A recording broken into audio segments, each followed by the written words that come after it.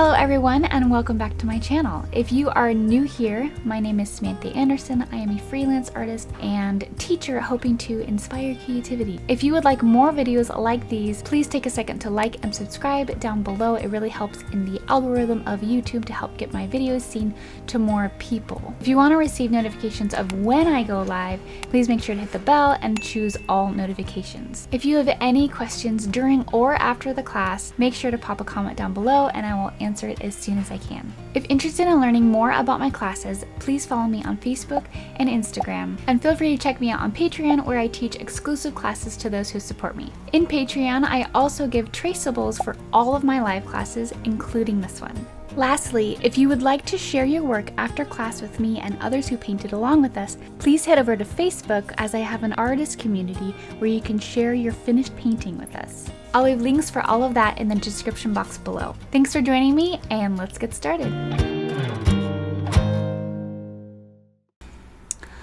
Alrighty, hello, and welcome back to my channel. Welcome back to another YouTube tutorial here. I am excited to paint this one. I always love doing pumpkins and flowers and things like that, and so we're just going to do a pumpkin spice latte type of fall painting, and I'm kind of wanting to do this one a little bit more impressionistic and just kind of have fun with it. So I'm so glad that you're here, and I hope you guys have fun. Please let me know in the comments down below if this is your first time painting or if you've painted a bunch before. But yeah, just let me know. I would love to hear where you're painting from, or if you're painting with any friends or anything like that. Just let me know. I would love to hear all about it. I do have a I do have a traceable for this one in my Patreon. I already posted in I already posted down below. As well as in the, or maybe it was just in the description, I don't remember. Let's see, I haven't posted it there yet, but I will post it soon. So you can go over into the description and go over there and grab the link for this. If you do not want to, if you don't want to use the traceable, that is totally a-okay. You can just draw it on there by yourself. I know some people really like to have something on their canvas before they start painting. If you're one of those and you would like to use this, this is what the traceable looks like. If you are using the 11 by 14 traceable, because it was such an odd shape, and there was so much information on both sides of the opposite end of the canvas, I did end up splitting it into two, and this is what it's going to look like. So you're going to have one in one corner and the other in the other corner, and then what I like to do is I'll just fold the ends, stick it in the back of the canvas, and use that for my traceable. I am sorry for my voice. I got sick over the past weekend and it's just slowly lingered. I don't like feel sick or anything like that. It's just my voice sounds awful. So I apologize for that. This will forever be on the internet as me being sick, but that's okay. I hope you guys still enjoy the class despite of it. So we're just going to jump right into our supplies and get painting, because I'm excited for this one. So in terms of canvas, I have an 11 by 14 stretched canvas. I do have a 9 by 12 traceable as well in that Patreon post. And if you want a different size canvas, or if you have a different size canvas and would like a different size traceable, feel free to just pop a comment on that post and I can get that for you. In terms of colors, these are all the warm browns, oranges, and yellows. So we don't have a huge diverse color palette, but I kind of like that. So I have my black, white, and my raw umber, which is in big tubes off to the side. And then we're also going to grab some orange, and then some yellow, which I also have in a bigger tube because I use it a lot. And that's pretty much it. If we need anything else, feel free to have other things on hand. I have all my paints off to the side, so it's there whenever I need it. But yeah, your main colors are just going to be your black, white, orange, and brown. You could probably get by with just those colors if you needed. But my orange is kind of a little bit more of a red orange. It says orange yellow, but if if I put it up to the screen, it's definitely, whoa, what was that? Was that my voice?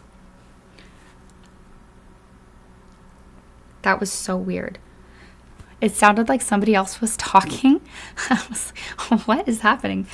Everything's on mute. Okay, I don't know what's going on. Anyways, the orange that I have is definitely more of a red orange, and it looks super vibrant right now on the screen. I'm not sure why. I'll probably have to edit that, or not edit it, but change it on my screen.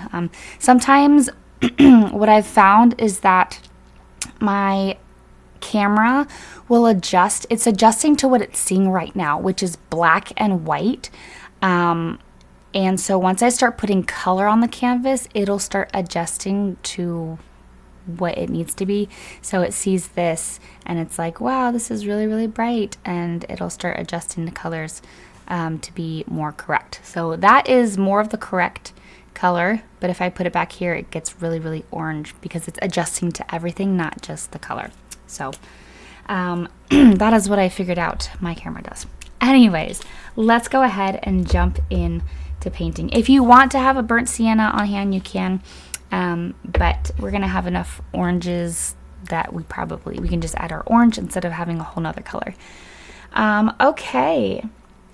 As for other supplies, I have 2 things of water, paper towel, my palette. I also have a palette knife for mixing my colors prior to using them, and then I also have a little scraper to clean off my palette, but we have like very minimal color, so I don't think I will need to do that. And then as for other brushes that you might need,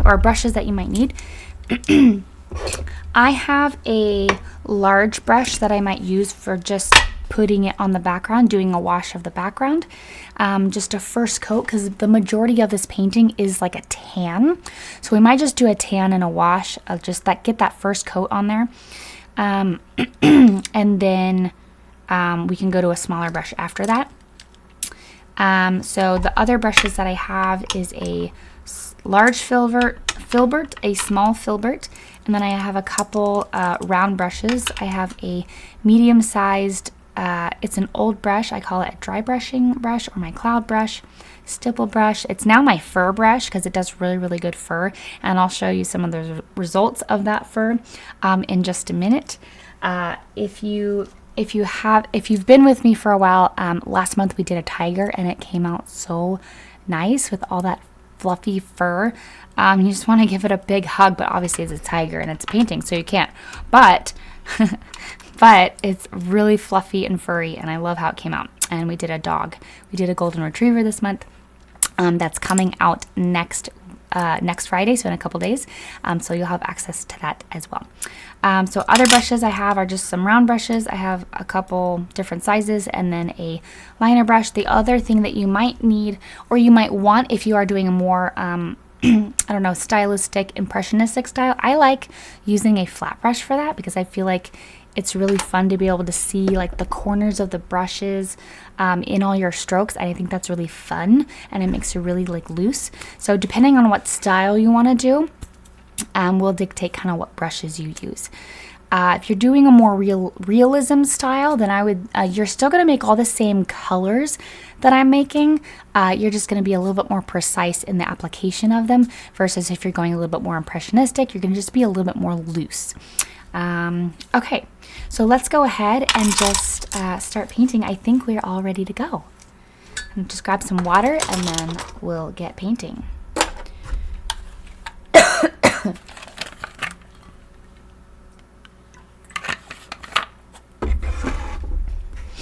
Okay, let's go ahead and grab our first colors. So I'm going to grab black, white. I mean, I could just, let's be real, I could just do all of them because there's not much. We'll wait on the orange because that could technically be till later. I'm going to do my white. I have a certain order I always do them in. If I do them out of order, then sometimes I like miss that they're even on my palette. Is anybody else the same way? I always go white, black, and then my brown, and then all my other colors. Sometimes I'll add colors later, but as long as my black and white are there, then I'm good. Okay, I'm gonna pre-mix this this kind of tan grayish color for the back, and I'm probably gonna not paint in that knot because I feel like in a painting you might not realize what it is. So I'm gonna go ahead and do that. I got all the jokes today. Sorry, I'm so sorry, guys. I am on fire with the jokes. Okay, let's go ahead and start with the white. And I'm going to grab a little bit of black and a little bit of brown. Well, maybe a little bit more brown. This is a fairly light colored, like wood grain color. It actually came out kind of perfect. And this background color doesn't necessarily have to be perfect, so if you think it's perfect and then you get it on there and you're like, I actually don't really like that, that's okay. You can always come back and change that color before you actually put it on permanently. So I'm just gonna grab my brush. That one is way too big. Where's my other one? Okay, I'm gonna grab my big brush. If you don't have a big brush, just grab one of the other brushes that you like doing for the background. I just like this one because it's big, and so it makes the process really, really quick. I'm gonna get some of my paint. Make sure there's like a good amount of water, but not so that it's like, not so much that it is like dripping down your canvas. You don't want that.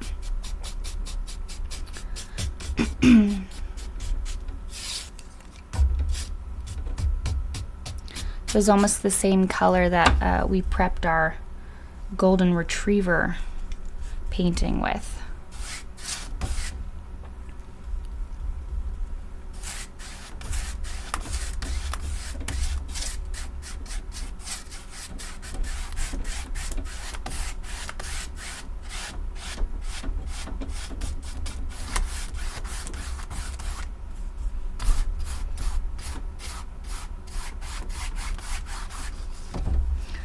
And normally I would just go all the way across the canvas and just make sure that you can't see any like any brush strokes or anything like that, and it's really just all very smooth. Like I'll go in and I'll just smooth it all out, right? But for this one, particularly for where the wood grain is, I'm actually going to go in the direction of the wood grain.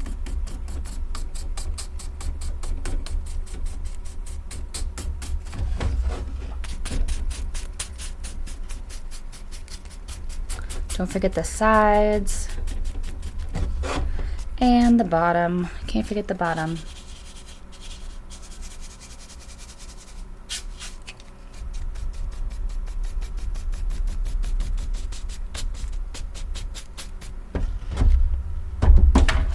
All right, so for the wood grain, I'm just gonna go up, slightly up into, and you don't have to do this, it's just the first coat, but I kind of like to get an idea of like the direction of things, you know?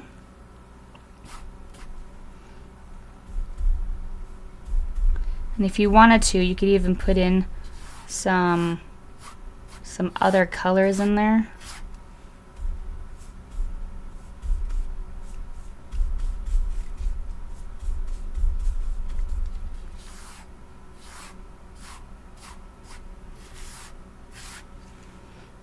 It's like a good direction. Now I can actually see what direction I'm putting in them. So if you look at it goes from the corner to about the middle of the glass section.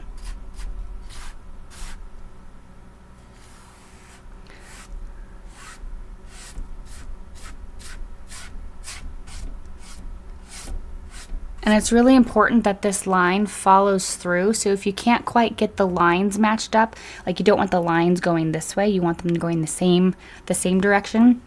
So if you need to pull that line all the way through the coffee and then continue it up, that's totally fine. You can do that because the coffee mug, the the coffee, it's not a mug, teacup, the coffee cup will eventually get covered up. So you don't need to worry about that. Okay, I'm gonna go ahead and rinse out that big brush. All right, and then we're gonna go ahead and put in a first coat of some of these other things. So I'm gonna go ahead and grab I'm just gonna get my orange out. I'm gonna grab my orange and my yellow. And if you have an orange that's closer to the orange that you're actually using, then you might not need yellow. But my orange is definitely on the redder side, so I definitely need that yellow. So I'm going to take a big chunk of this and add some yellow to it. I'm also going to add a little bit of white to it and a little bit of brown, and that will kind of gray it out.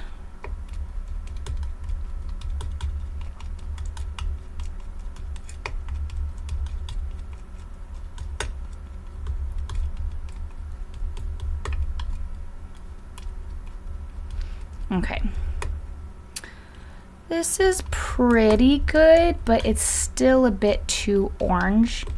So I'm going to take some of this and mix in a little bit of brown, and then for the other part I'm going to mix in more yellow.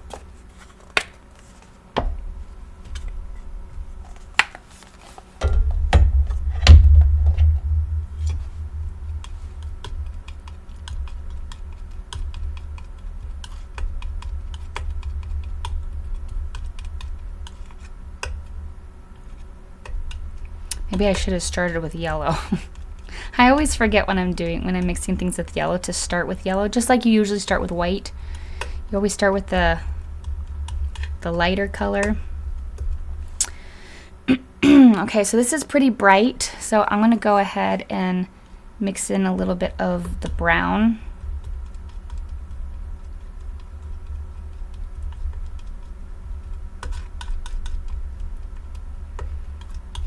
We're just kind of trying to make a nice little color here. And I'm going to, for this first coat,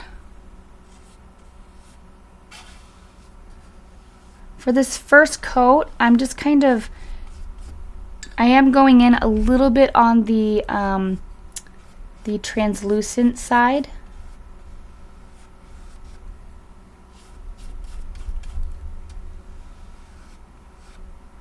Because we're going to be building up those colors.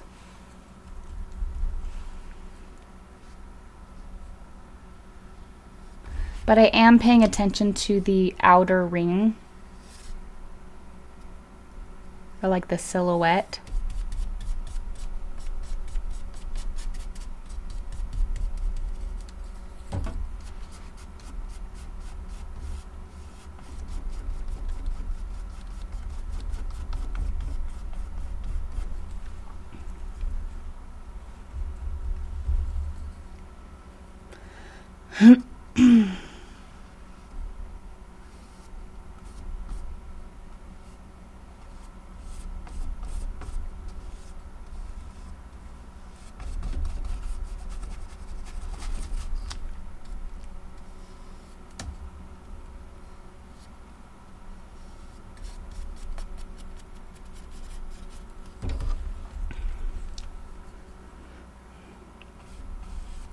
Alright, and I probably will need to adjust my my camera because it's making it look very, very fluorescent, and I promise you my orange is not that bright.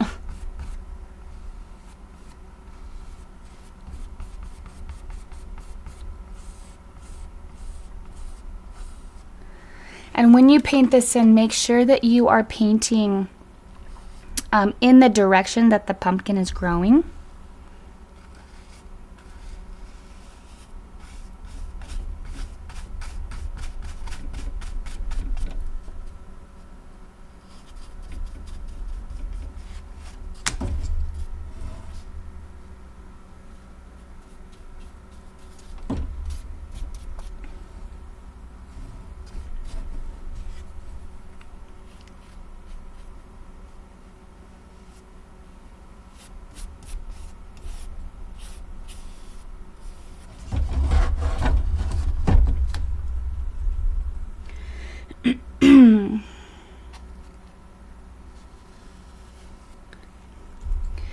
when you're coming in with part of this and it's maybe a little bit darker, you can come in thicker with your paints,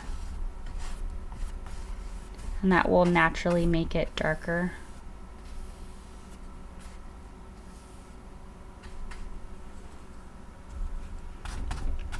But we don't necessarily have to worry about that right now.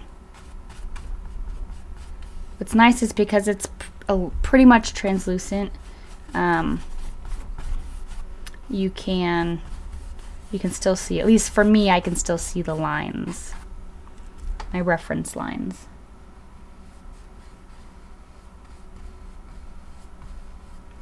And if you can't see your reference lines, that is totally okay. You can create new ones. You can kind of just guess at where they are. Every pumpkin is different, so even the pumpkin that I'm painting now is gonna look different than yours. Even though we're painting from the same reference, the same class, they're all gonna look different.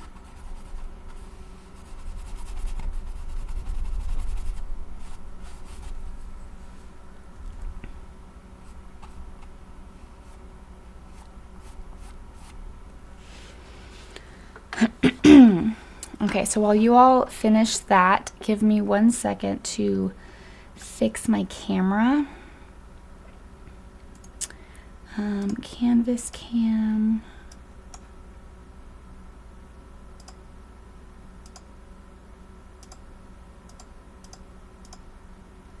Okay, that's definitely better.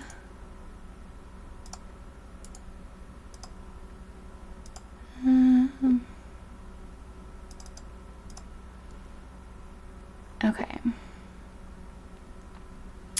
I'm just gonna bring down the contrast a bit. It's not as like saturated, I guess. There we go. That looks much better. There we go.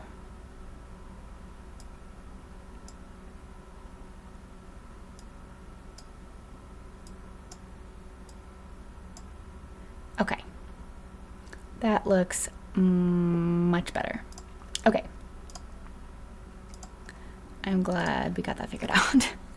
Okay. So that's the first coat on that. And then I want to go ahead and get a smaller brush and get some of this brown, maybe a little bit of blackish brown. So the raw umber.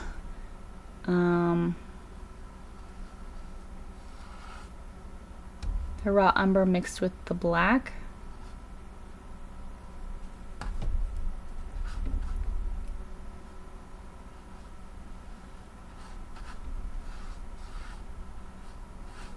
And the first couple coats for an impressionistic style versus the first couple coats for a realism style pretty much look the same. You're just kind of trying to color block.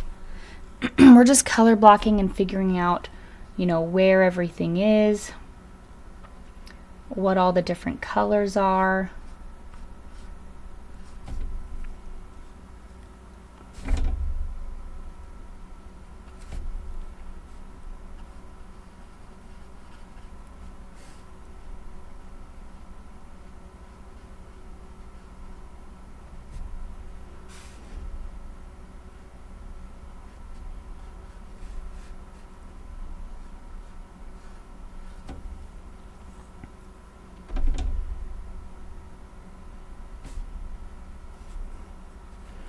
Alright, so real quick, I'm going to grab just a little bit, just so I can kind of figure out where everything is. I'm grabbing just a little bit of white. Even if it doesn't end up staying this color, it's just to give a little bit like of a reference. And I'm going to grab a little bit of orange.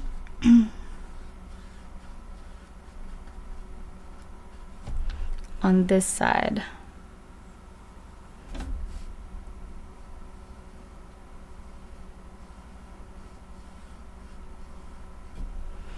Okay, that looks pretty good. I am going to fix this part right here. There we go. Okay, that is pretty good. I'm gonna take this darker orange color, mix it a little bit with some brown and maybe a little bit of black.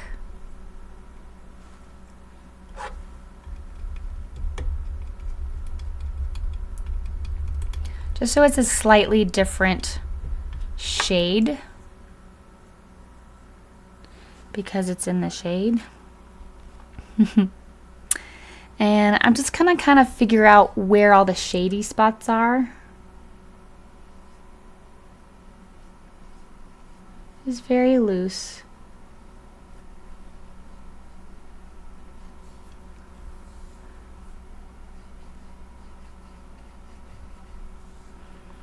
And this one comes up.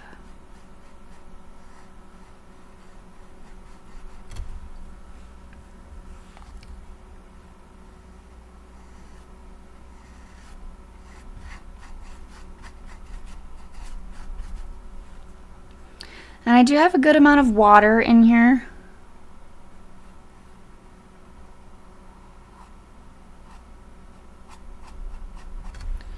I'm going to switch to a larger brush.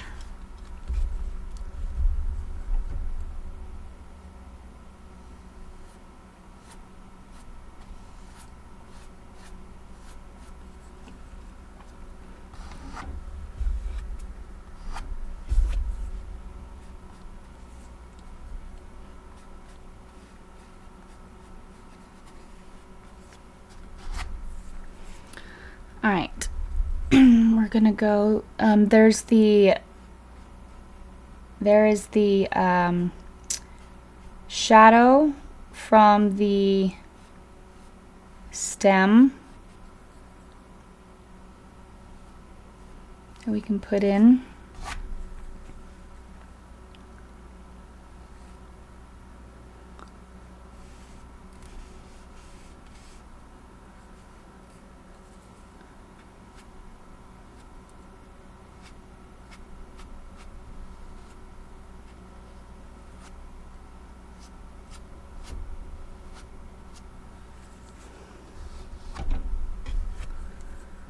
Okay, and again, I'm just kind of putting in where all the really dark shadows are so I can figure out the shape of this.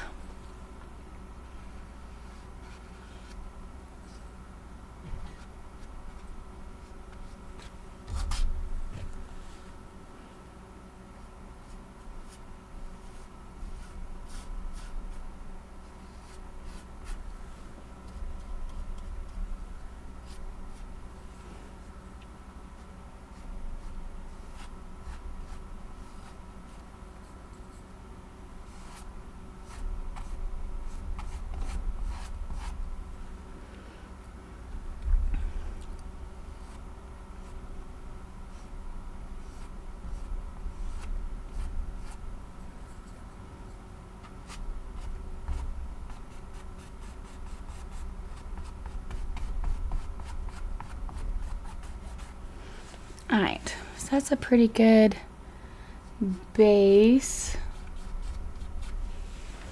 And let's go ahead and do a first coat of this guy in here. We're first gonna go over with just some white.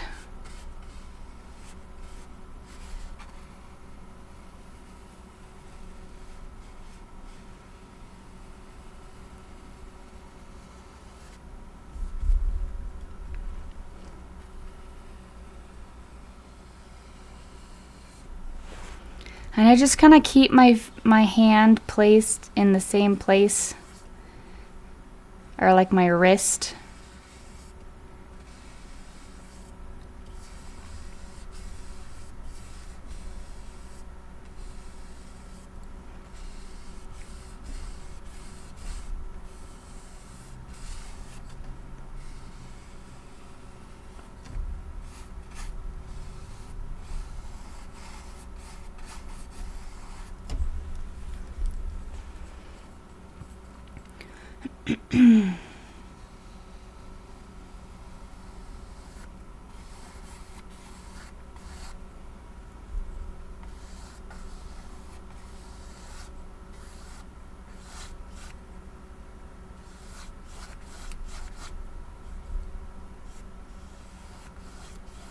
So I'm doing a white ring, and then I'm gonna take some of this and I'm gonna mix with black, and the rest of this on the bottom here is actually going to be a gray. And if you ever put paint on and you're like, I didn't want it to get there, you can take either your finger, wipe away, or if it doesn't come off with that, you can grab a clean brush if you're trying to be a little bit more precise.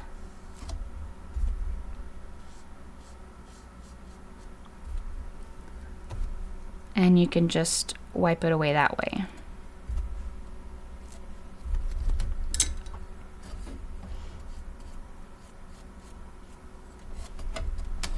So I'm just going to take this gray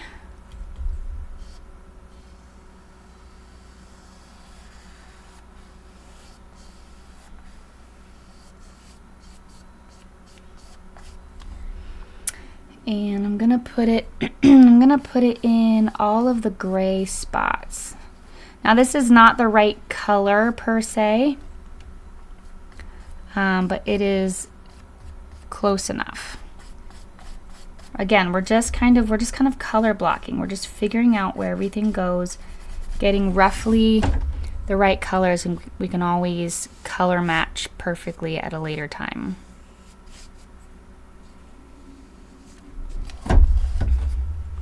Now I can put in a little bit more white.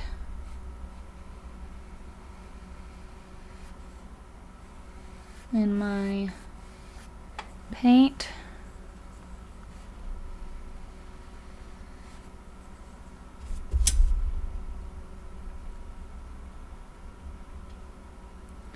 This orange, this orange on my my white has kind of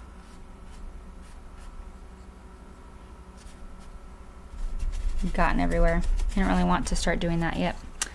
Okay, I'm gonna grab some more white because I just got on my mouth. That was weird.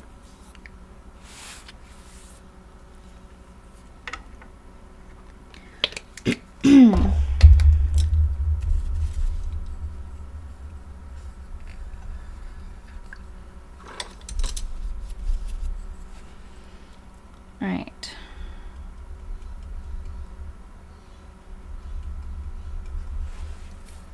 So I'm going to mix just the tiniest bit of brown into my black.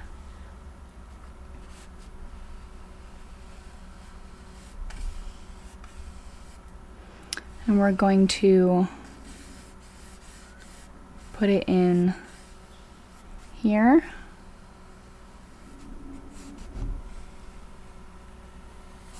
In the inner circle.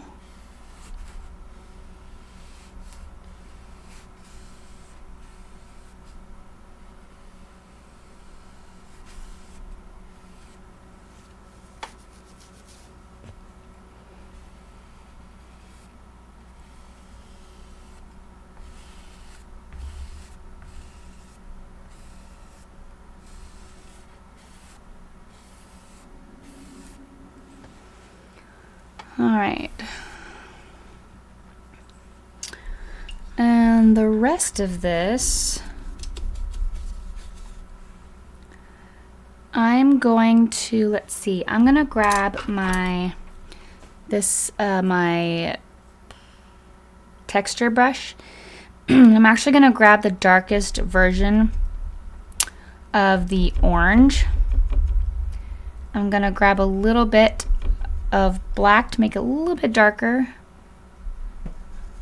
and then I'm going to grab some white.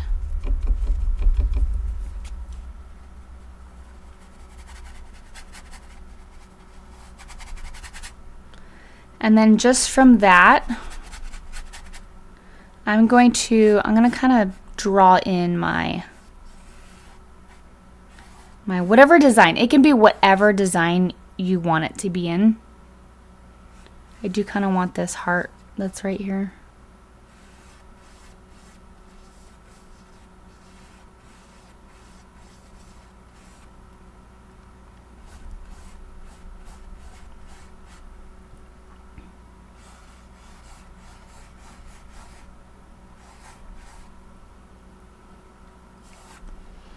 And honestly, I think it would probably be easier to do it'd probably be easier to go in with white afterwards instead of trying to like do it the other way. So I think I'm just going to go in with a little bit of that same color.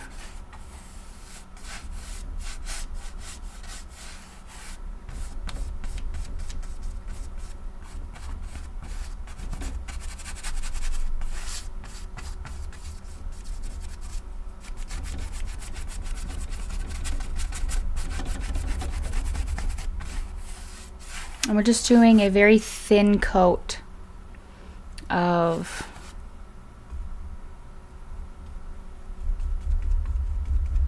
this kind of sort of white, orangey brown mixture. We can always change it later.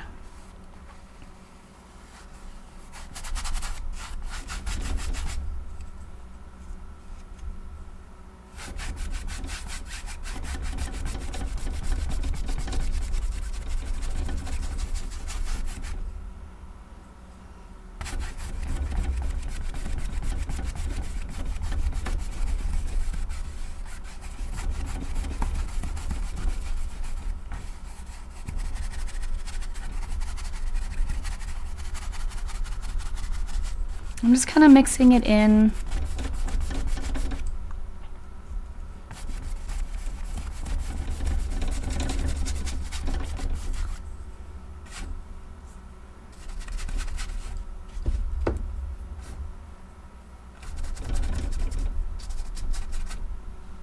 And I take that same kind of texture brush, and while this is all wet, we're gonna just play around with it.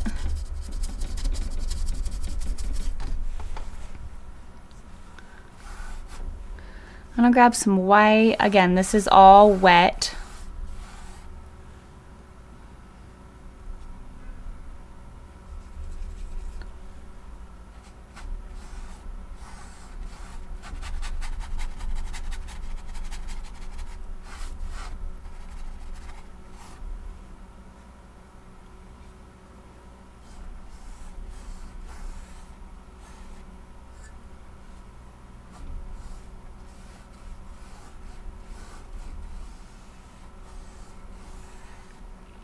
So I'm putting a little bit more of a slightly browner coat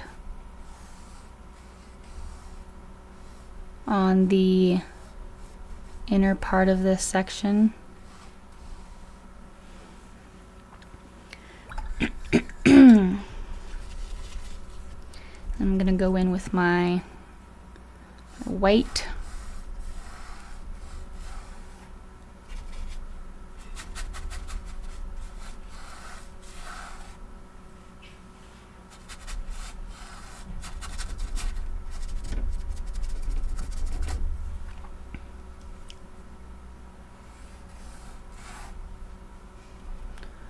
Alright, so the white, I'm just going to go ahead and make this now.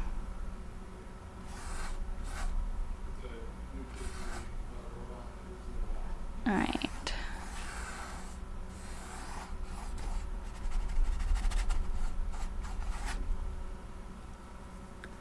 And this is all white. And if your stuff is starting to dry, you can just add a little bit of water, and that will kind of help.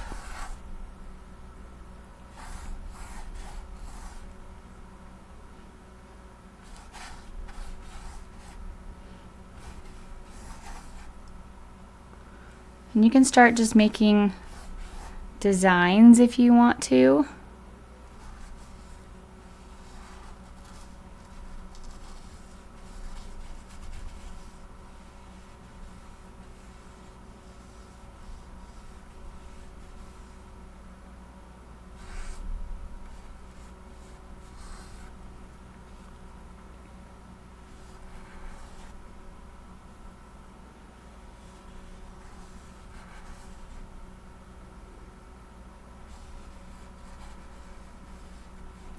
And make it not uniform.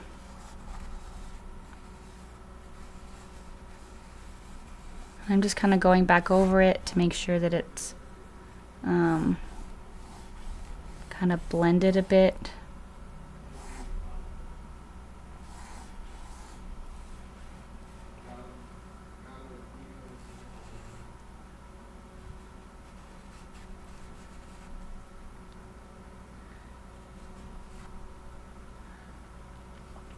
Gonna add little details.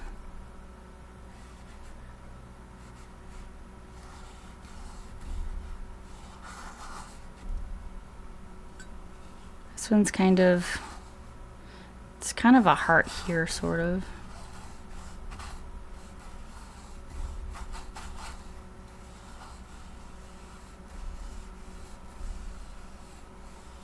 But see, I'm just going over the edges a bunch to make it all kind of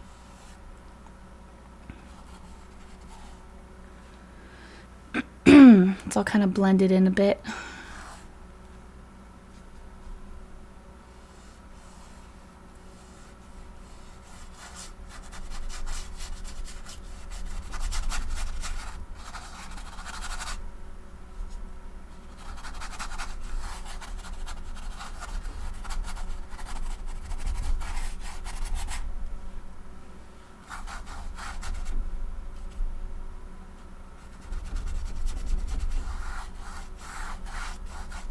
All right, so I'm gonna go in with a little bit more of a darker brown.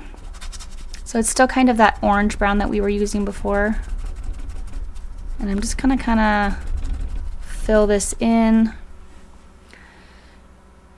Essentially what we're trying to do is we're trying to kind of get this design to stand out a bit.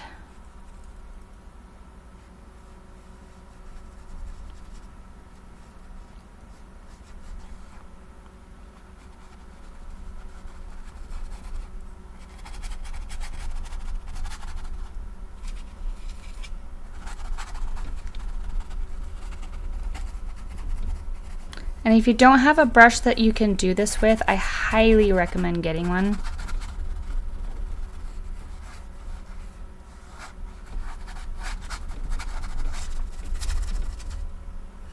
And what do I mean by to do this? I mean just to put on the canvas and go back and forth with and be rough with.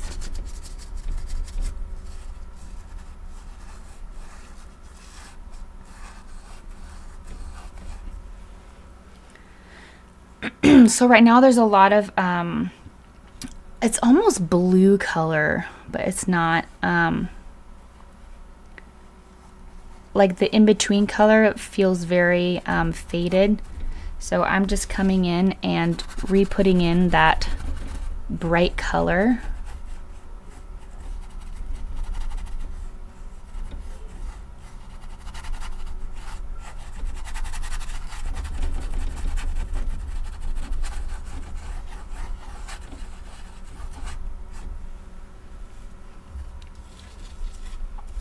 And then once you're done with that, you can always come back in and re-whiten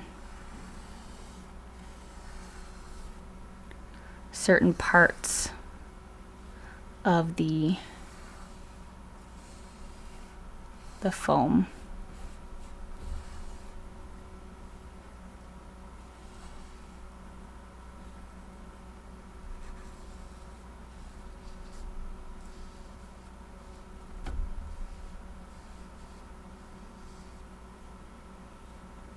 You can do a little less blending at this point.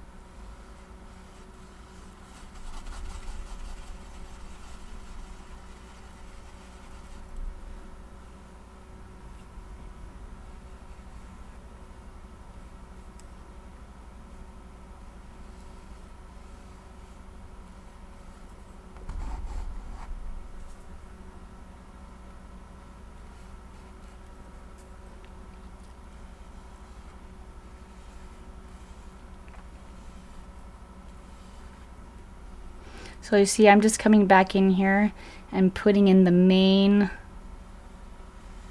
design with white.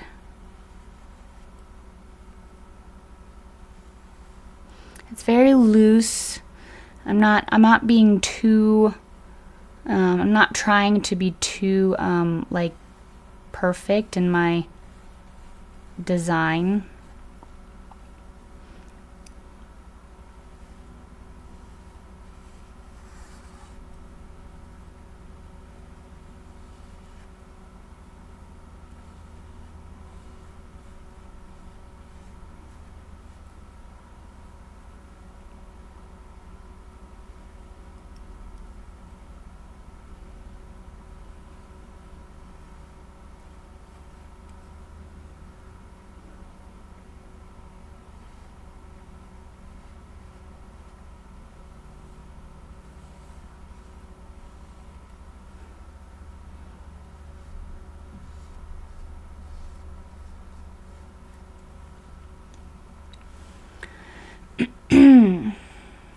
Okay.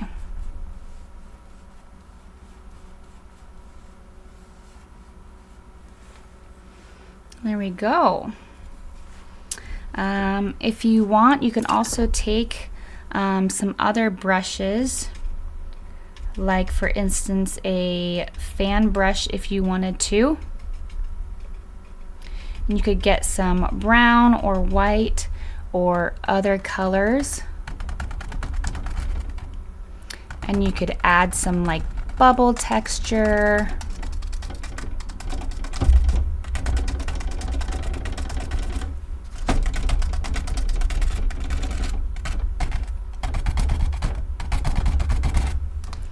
You could add some darker texture on there. It's really up to you however you want to do it. So I'm just trying to kind of show all the options. You can also see what else can you can grab a one of these, a toothbrush. Let's say I wanted to do maybe more white bubbles somewhere. Grab a little bit of that orangey color, but not too much.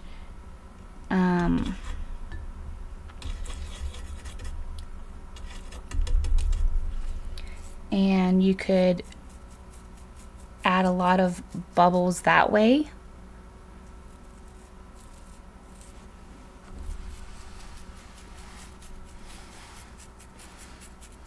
This is why we're doing the coffee first.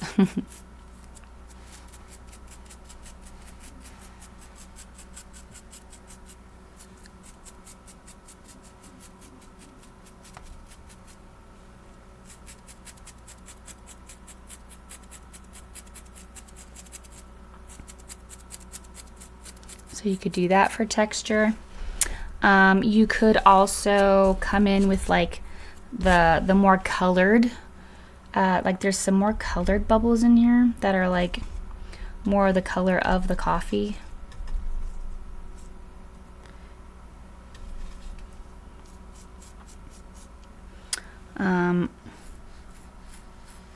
Which there are definitely less of that.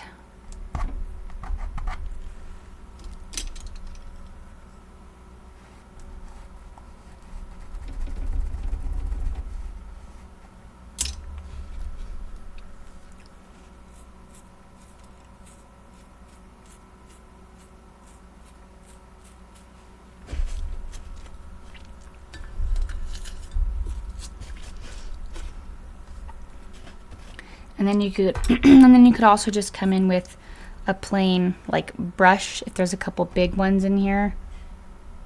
You could do the back of your brush too. That's another easy, fun way of adding kind of dots and bubbles and things like that.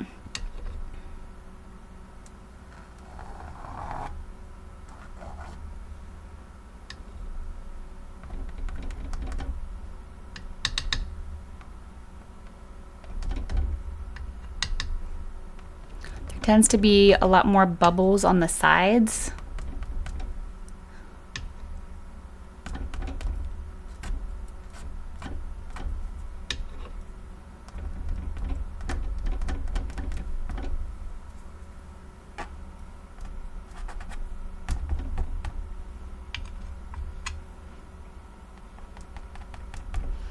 When you get to the shadow area, it'd probably just be easier to go into your black.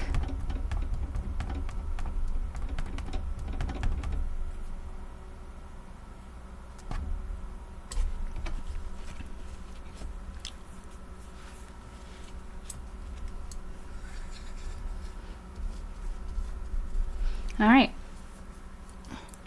So now that that's done, we're going to go ahead and do a final coat on everything else.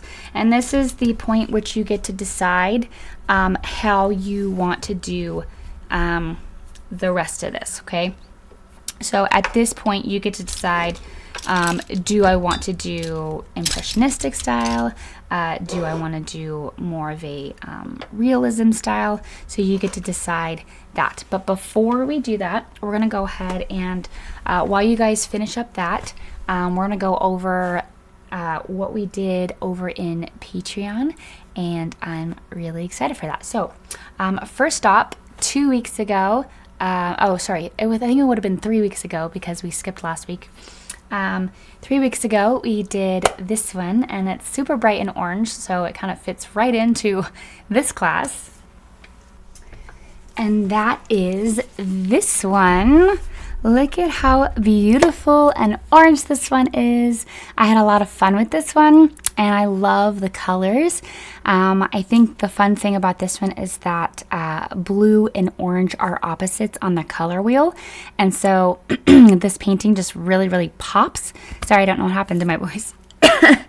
But yeah, so the colors in this one just really, really pop, and they're super vibrant. So that is a lot of fun. So if you're on YouTube, which is probably where you're watching this, you can go onto my channel and go paint this one. It was a lot of fun. And then over in Patreon, I kind of hinted at this earlier in the class, but look at this cutie. I am so excited. We finished him. I finished him like a week ago, but he will be available as a class on Friday, so in a few days. And I've teased him a few times on social media, and I am just so excited to paint this with you guys. And I hope that you choose a photo that maybe is of your dog and you can paint this. Just try to capture a photo that is maybe in the same lighting.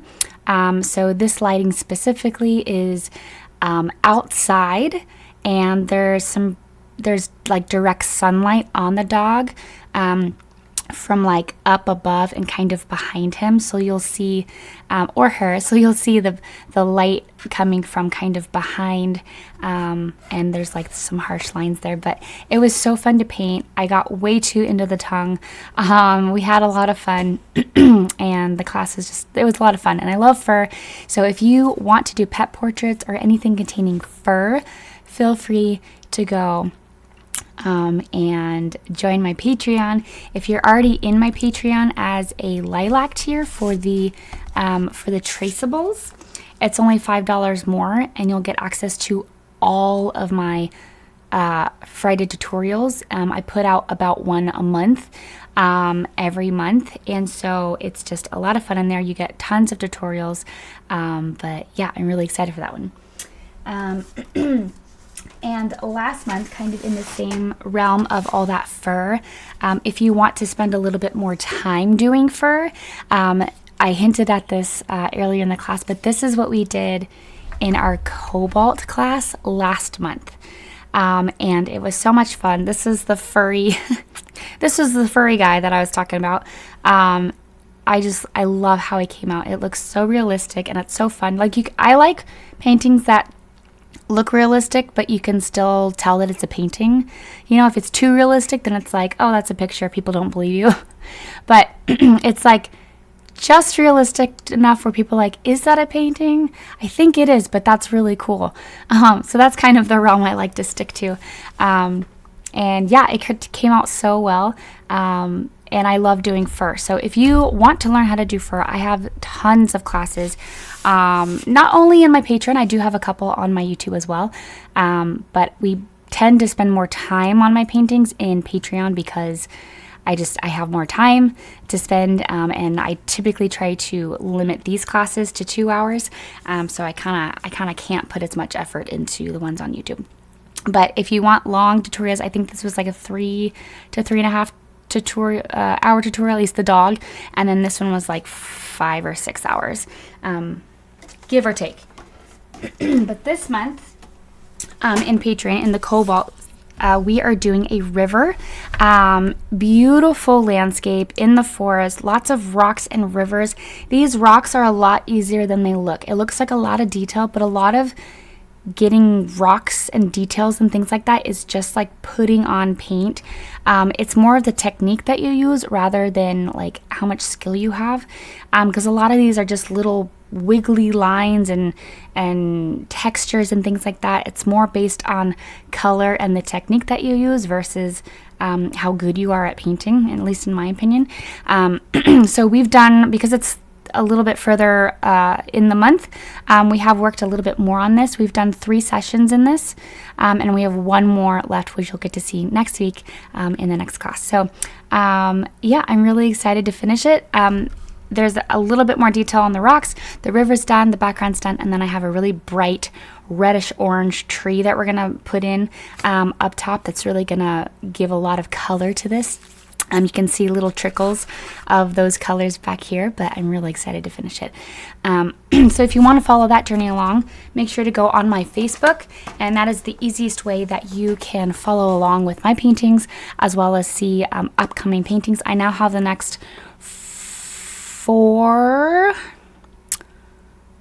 classes, I think, including this one, so I guess it would be the next 3 classes up on my Facebook in the events section already, and you can go see what we're painting next and get a little sneak peek. Okay, I think that is all for my announcements. For anyone following on Facebook and Patreon, my daughter is doing well. She had a spontaneous ruptured appendix at the beginning of this month. And we had to rush her to the ER, and she ended up getting surgery. So she's doing wonderful now. Her recovery is really, really great. It is Dwarfism Awareness Month, and she does have dwarfism, so I just wanted to point that in there. She is doing really, really well. And so thank you for all your prayers and all your comments on Facebook and allowing me to push back the one that should have been last week or the week before. Oh, I guess it would have been like 5 weeks. We haven't painted in a while. Sorry, guys. It's been a while because, you know, things happen, life happens. People get into the hospital and then you can't work. So, but yeah, I appreciate all of the love that you guys have shared in regards to that. So she's doing really, really great. Okay, so hopefully you guys are done with this section. We're going to go ahead and move on to the rest. I might add a little bit more of some white color, but that'll be at the end, and up to you. Again, so now you get to decide where you want to take your painting, if you want to go a little bit more realism or a little bit more impressionistic, which is just like more of the loose version of realism, because impressionistic, you still have the same colors, the same shapes, but it's a lot looser. So I want to go the impressionistic style. I do need to put in a coat of white of this right here, because I forgot to do that before I went off and started rambling. You know how that happens.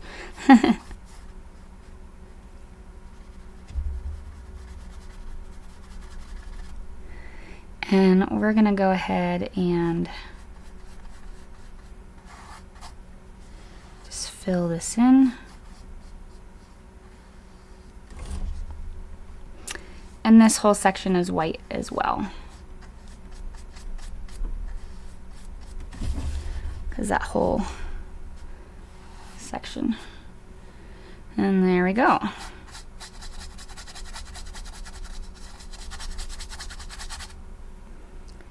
Okay.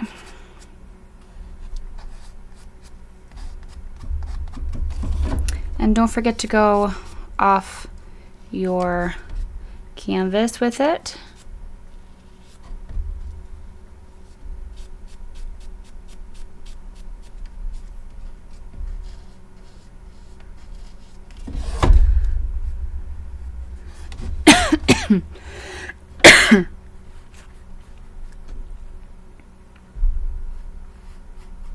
Okay. All right, now we're just going to move from back to front. And how we're going to do that is we're going to do the background first. Because I'm doing the more impressionistic style, it's not going to be as like detailed. So I'm gonna move some of this paint. This stuff is all dried because it was in a spot that I just wasn't really painting with. So I'm gonna grab this and I'm going to, I got it wet. And that makes it really easy to move. So that's really nice.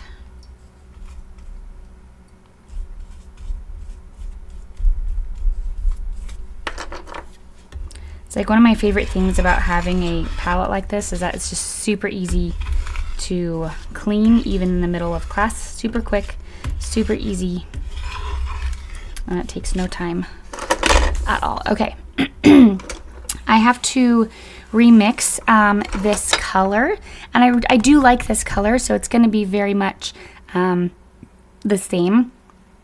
So the first thing I'm going to do is get my palette knife, and I think, let's see, I think I'm going to get some brown, and I think I need more white. Let's see, what colors did we use before? I think we used white, brown, and black.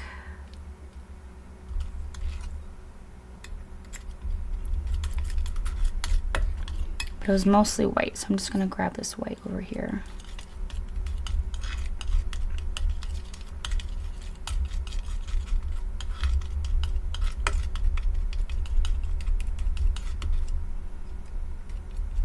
A little bit more brown. A little bit too much on the gray side right now.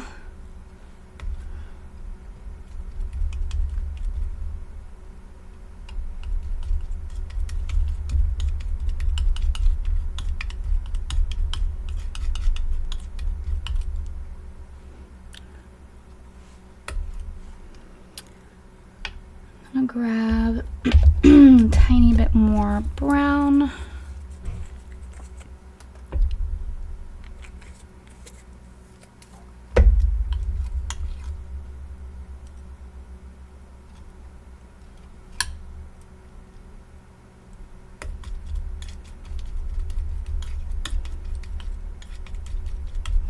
Okay.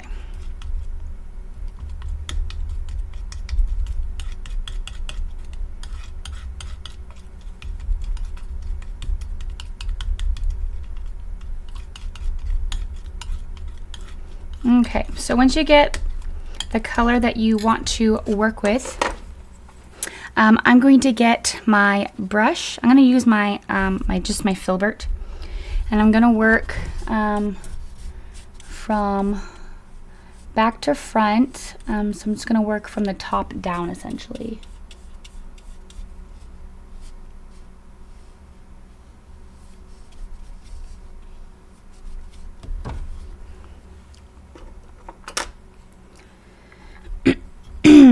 And again, I'm not going to put in the little hole here. You can if you want to, but I think it would be hard to figure out what it is.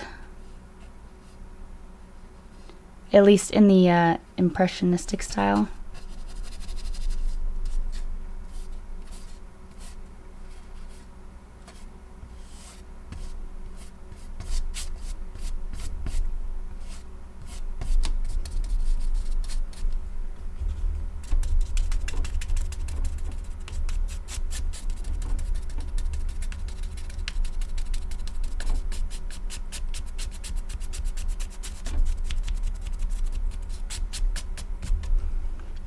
Don't forget to paint the sides.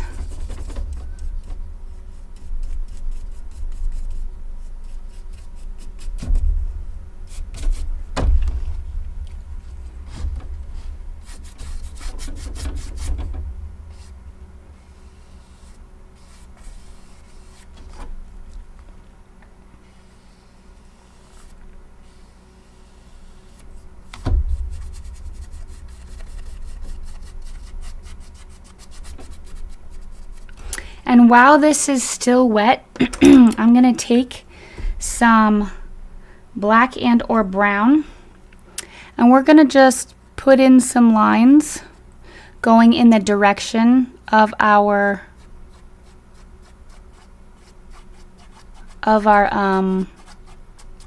wood grain. And you can take back your brush, you can brush them in.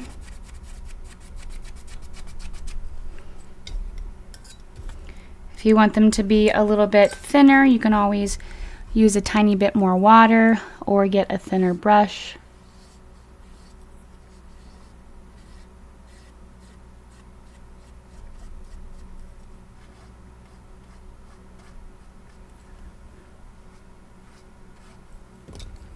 Again, I'm just gonna gently go over that section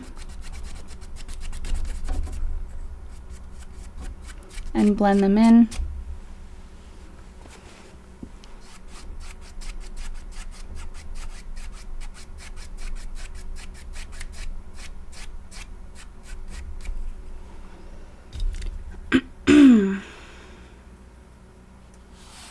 I realize my angle is ever so slightly off, so I'm just going to try to fix it a little bit.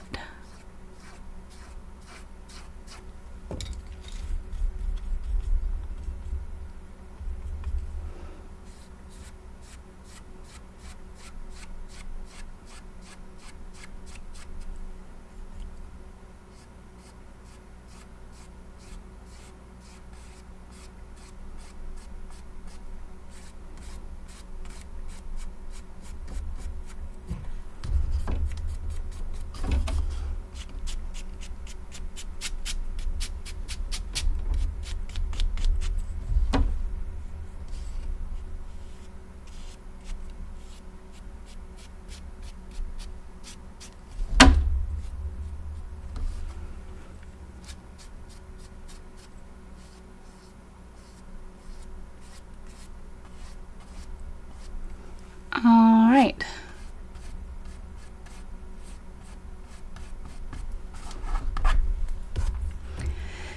There you go. So you're just going to do the same thing on the bottom section. Here, I'm going to do this little corner first so I don't forget.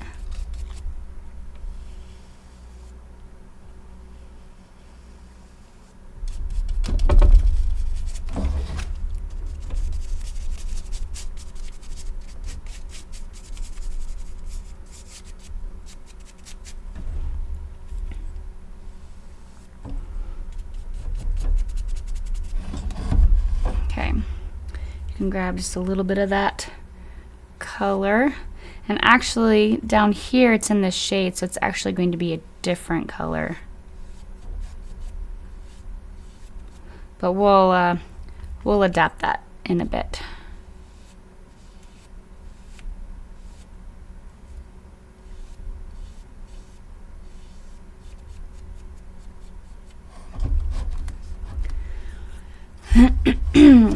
Okay.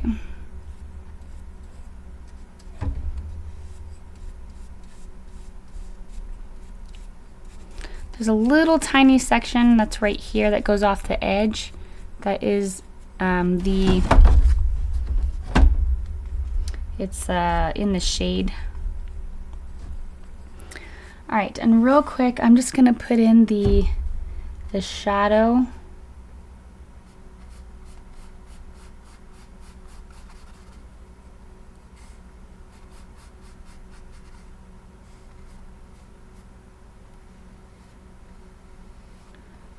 So I pretty much just, whatever was on my brush, which is the background color, I just added a tiny bit of brown and a little bit of black.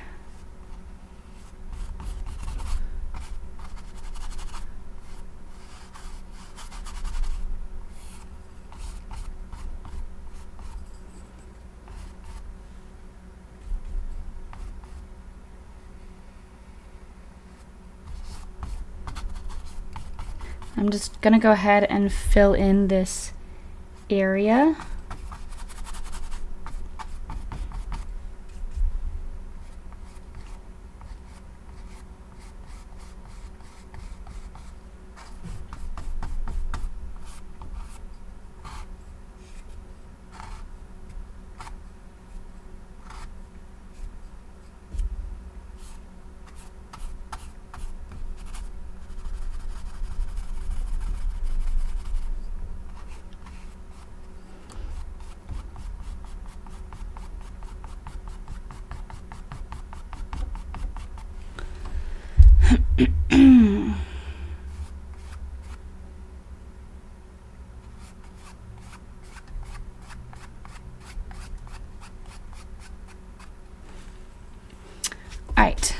I'm gonna go ahead and grab my lighter color.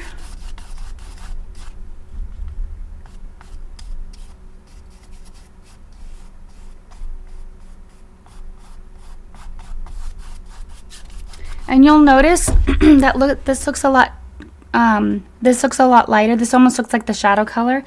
We're gonna come back with our natural wood color that I'm putting on right now and lighten up some of it, because at least in my painting, it did end up mixing in with the darker colors that we were mixing in there with, which is totally fine.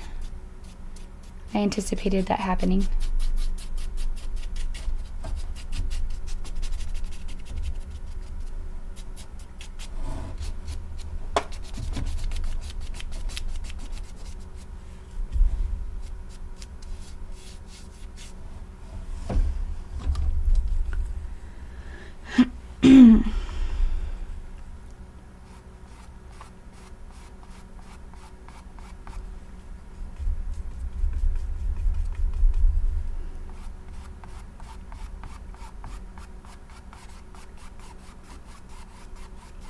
And you're going to do the same thing.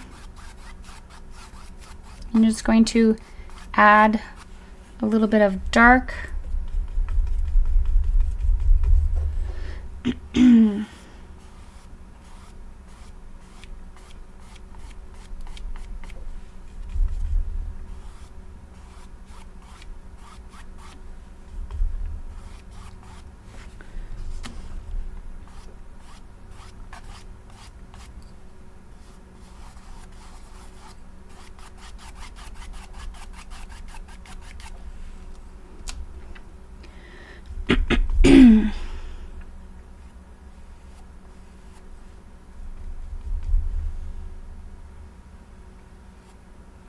I'm going to go ahead and put a little bit of a darker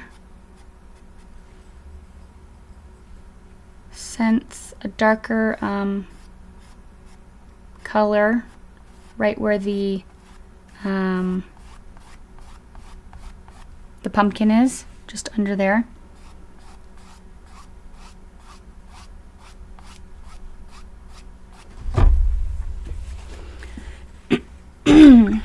Okay. And remember that I'm not trying to do like a realism thing, okay? So it's important to note that I'm going more for an impressionistic look. I'm gonna go ahead and put light on all the parts that I would like light to be.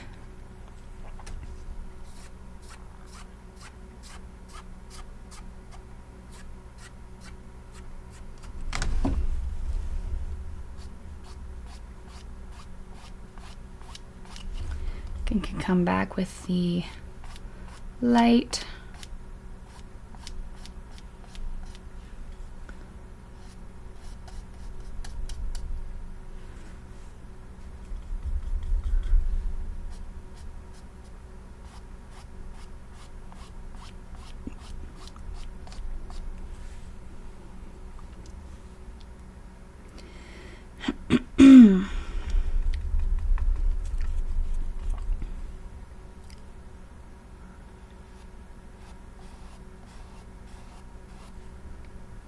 And then I'm going to grab a little bit of a darker color, one that would be dark in the shadow.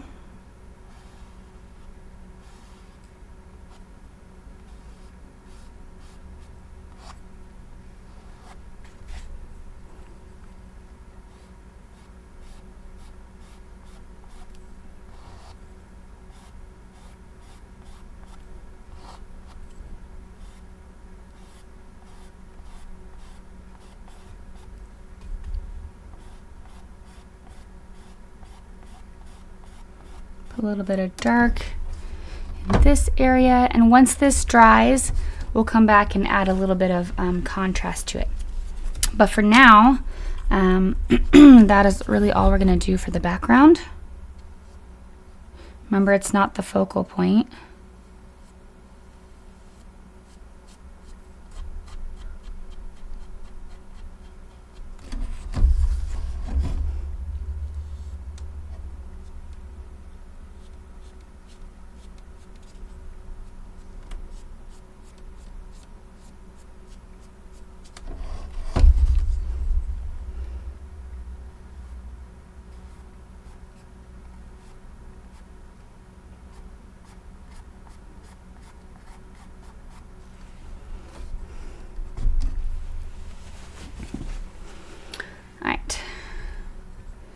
So now that we're done with that, I'm going to go ahead and switch over to a flat brush. So this flat brush, it's probably a 1/2 inch. And I'm going to work from back to front. So that means working on this guy first.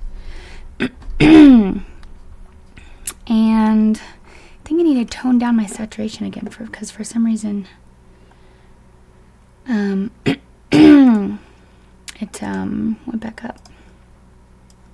Or maybe it adjusted.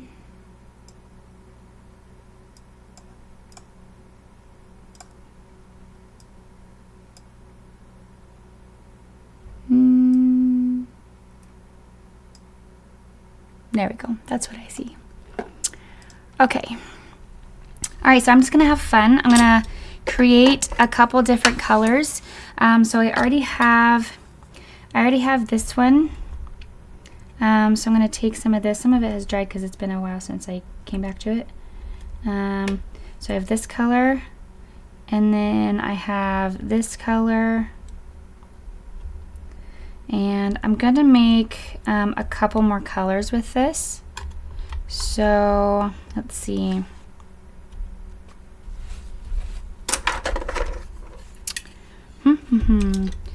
I need to get out more orange.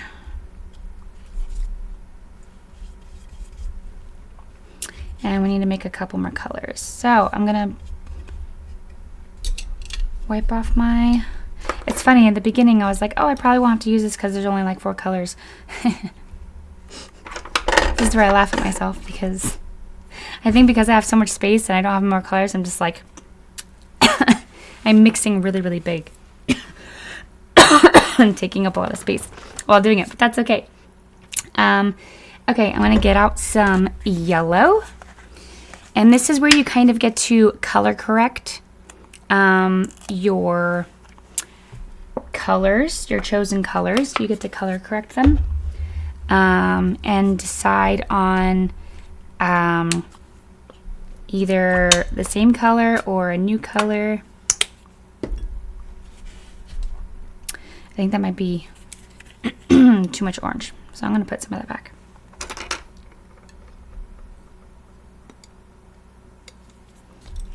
You can always get more. Okay, so I'm going to clean this off.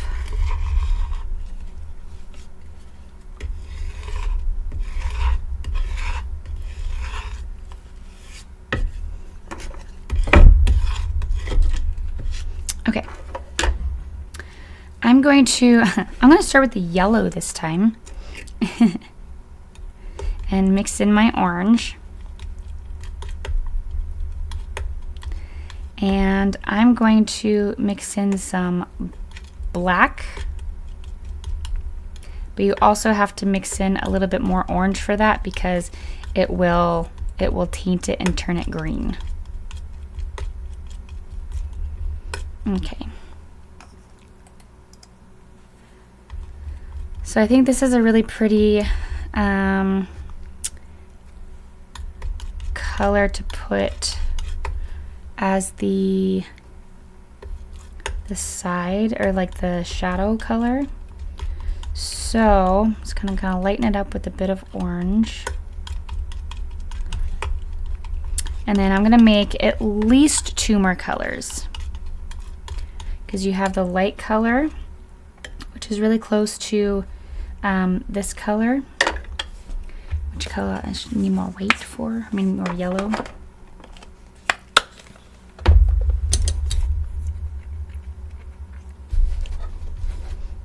I'm gonna start with that. Just add this orange to it and see where it takes us.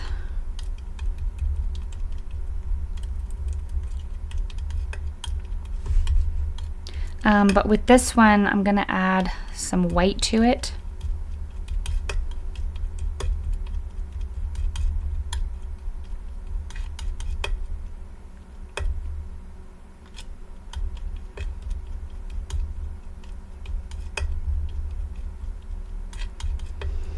I'm gonna add a little bit more black here because I need it to gray out a bit.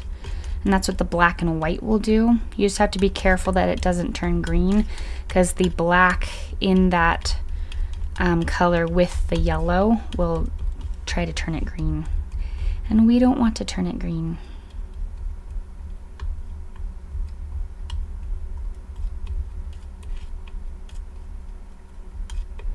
Okay. I think I like this color. I just need it a bit more white.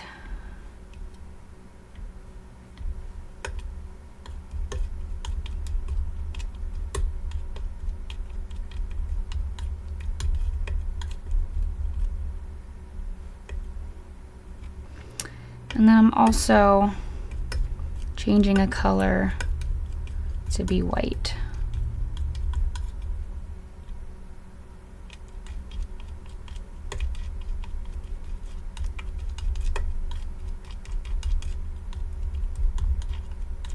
And this is the part that you kind of just get to have fun with and end up choosing colors that you want, you know?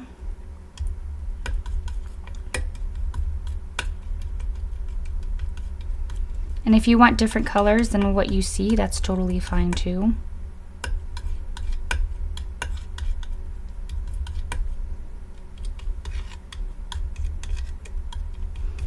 Okay.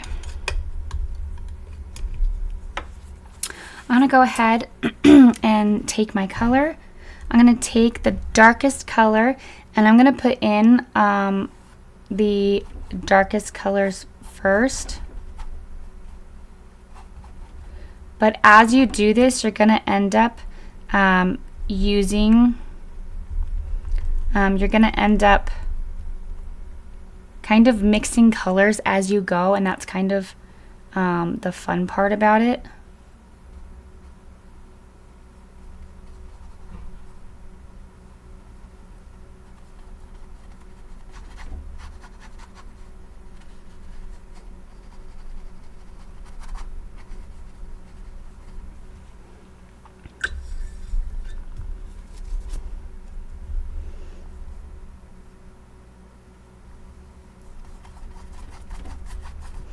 Alright, so I added a little bit of black to it, and you can see how much kind of like how green it is. And what we actually need to do is we need to add a purple. I know it's gonna sound crazy, but purple has it's red and blue, so it has that red tone already in it. So I'm gonna add a purple to this instead of the black.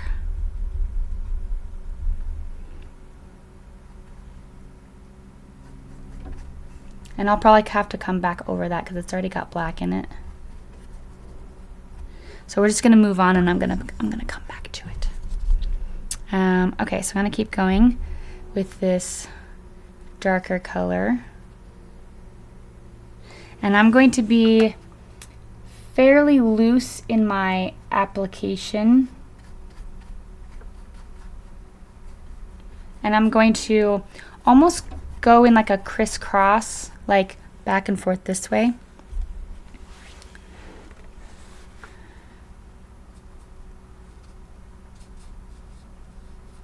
I'm going to come up here. I'm going to wait for that to dry a little bit, I think.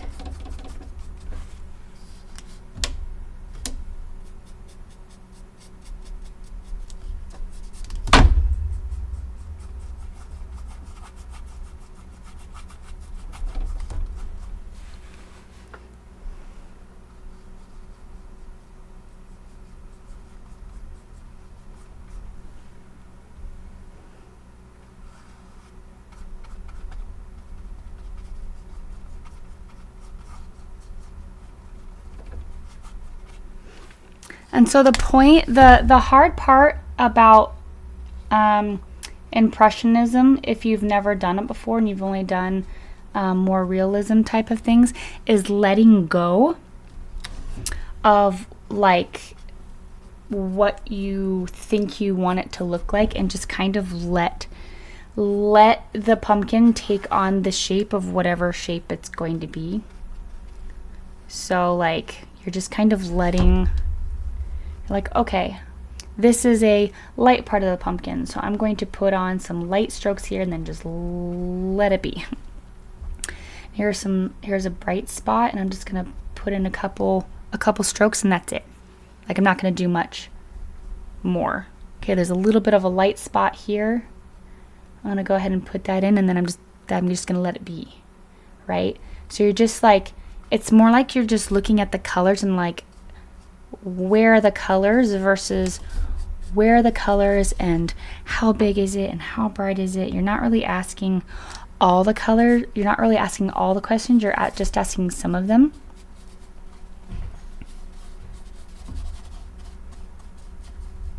And if you're not really good with detail, then Impressionism might be something that you're really good at.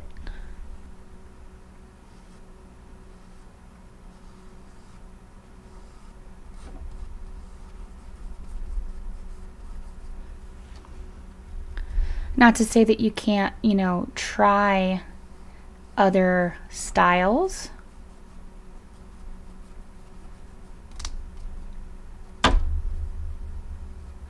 I find Impressionism a challenge, but also fun and freeing. And so I don't know, I like doing both for different reasons.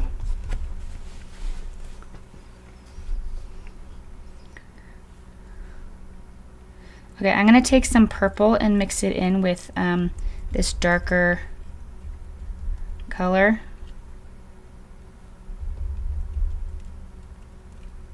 Like the darkest brown color I have. Darkest brown, orangey color that we created.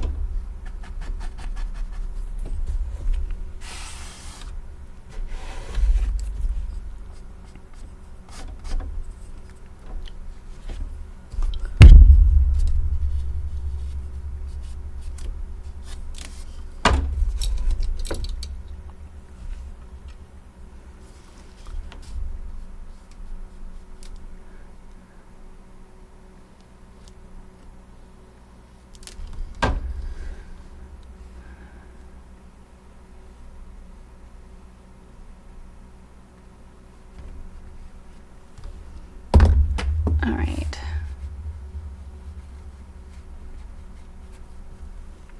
I'm going to go into the light colors here.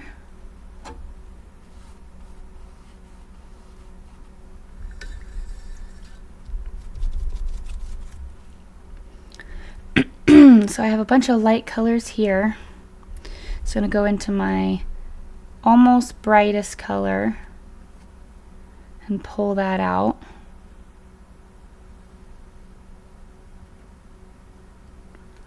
What's nice is there is a bit of texture on the pumpkins already, and that's kind of brought out in the kind of texture of the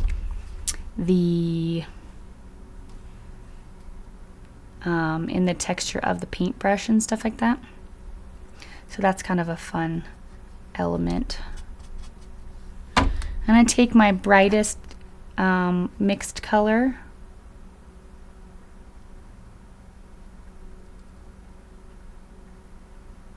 and you can mix it in as much as you feel you want to.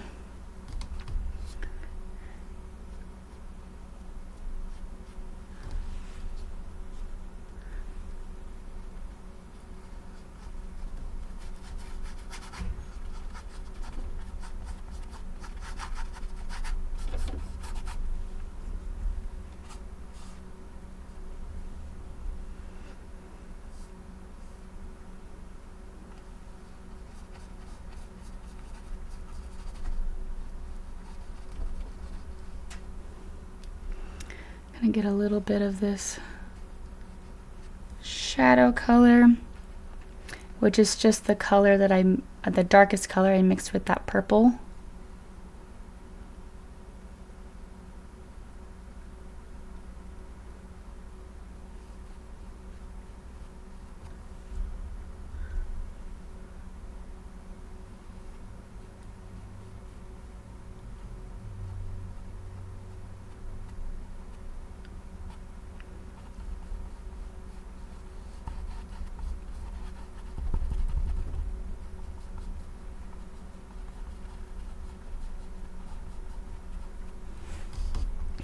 And when in doubt, do more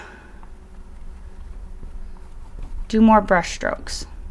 If you're not really feeling it, do more brush strokes. Get some texture on there.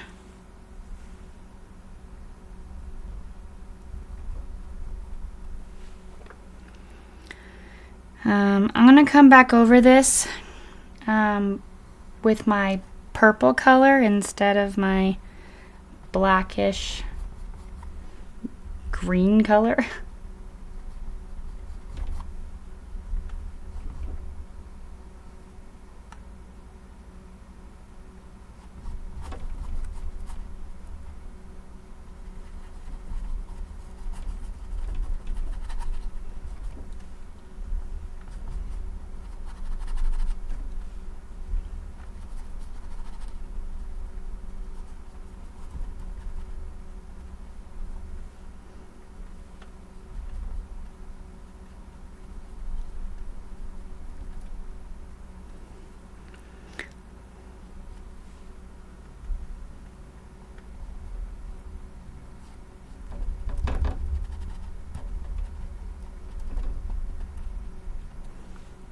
And you'll see how much different, look how much different that made. Just adding that purpley color instead of the black. It makes the colors pop so much more.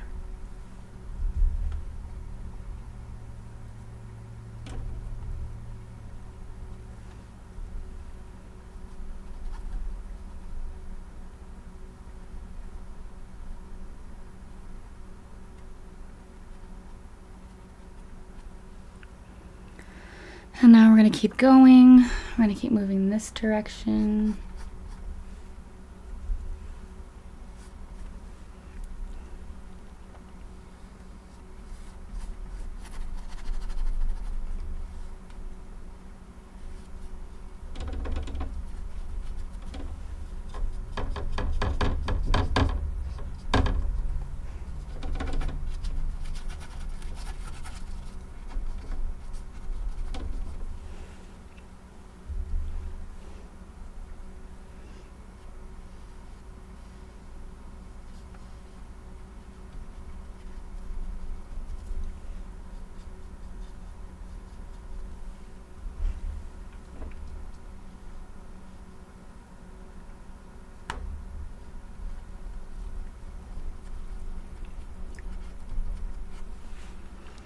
So the colors that I'm kind of going back and forth with in terms of the dark colors is that more purpley and more brown color.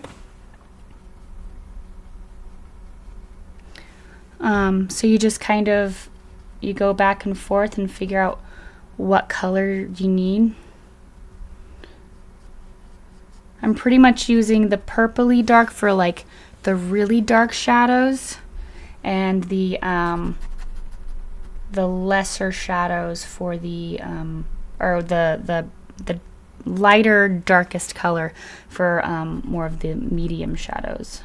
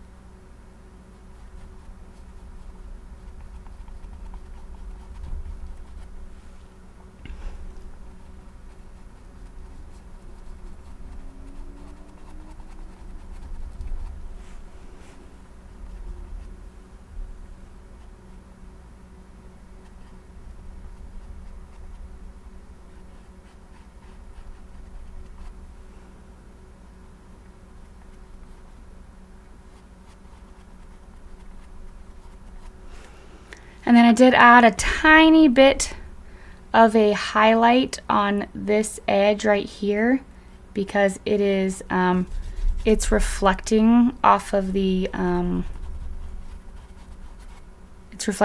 teacup.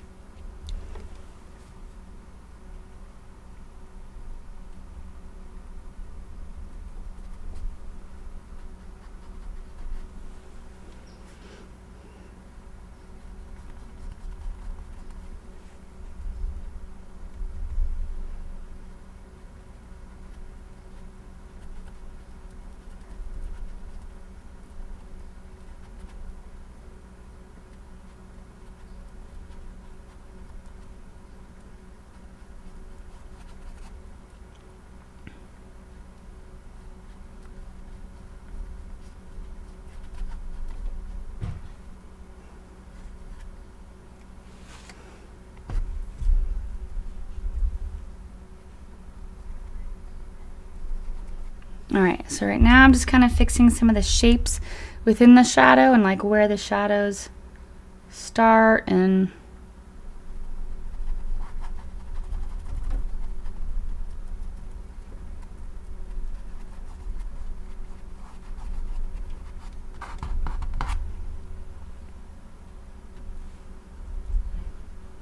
now I'm going to go in with just my highlight. I'm going to go ahead and add some highlighted areas.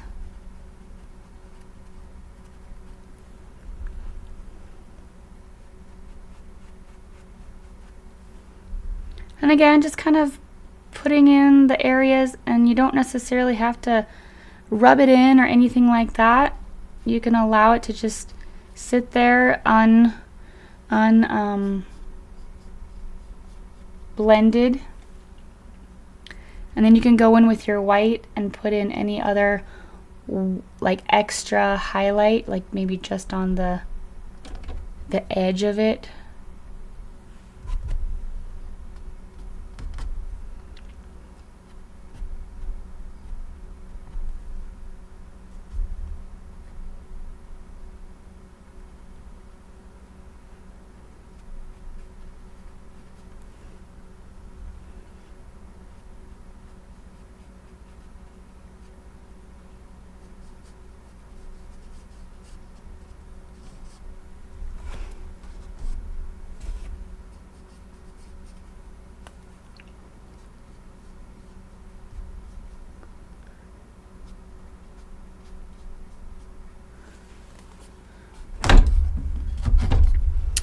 All right.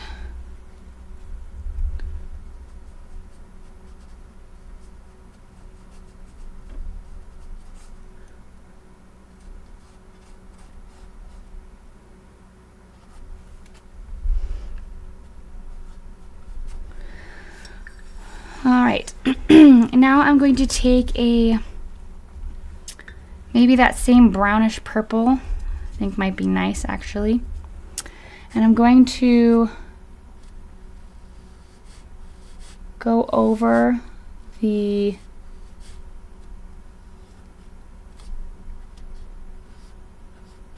stem with that color.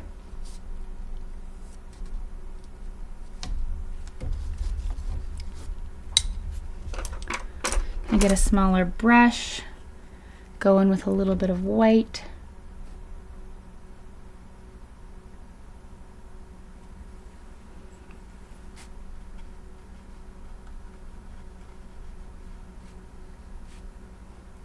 You can add in your white right on top of the right on top of it,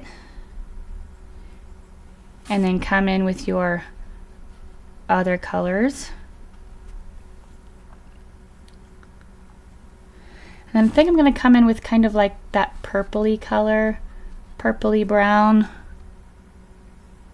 or purpley black, sorry, instead of just black.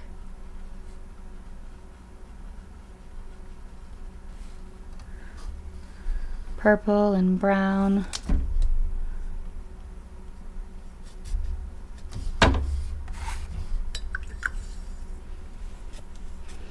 actually makes it look really, really nice. And then I'm kind of come in and just add a little bit of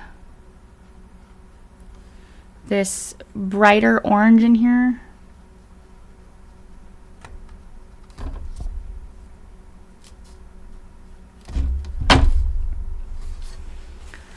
And I think that's all I'm going to do for that. Now we're on to the other portions. I'm going to move down to here. And now that this is dry, I'm going to take some black and a little bit of the color that's here.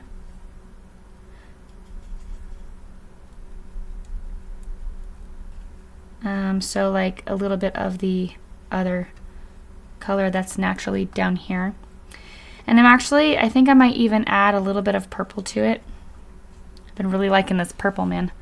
I'm gonna add this just to the very, very edge.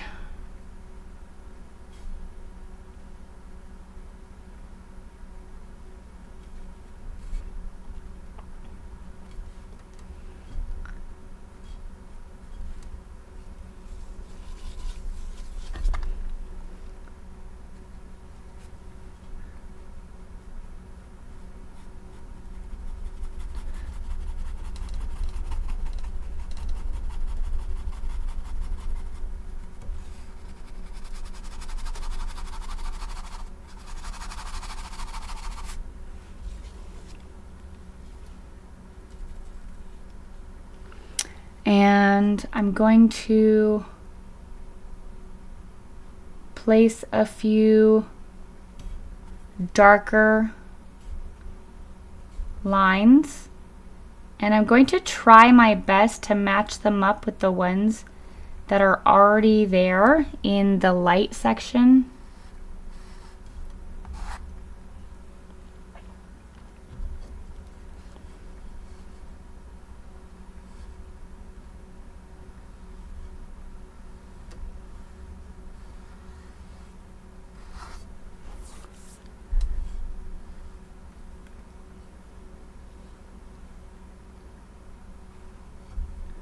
Let's see, we can put a couple in here.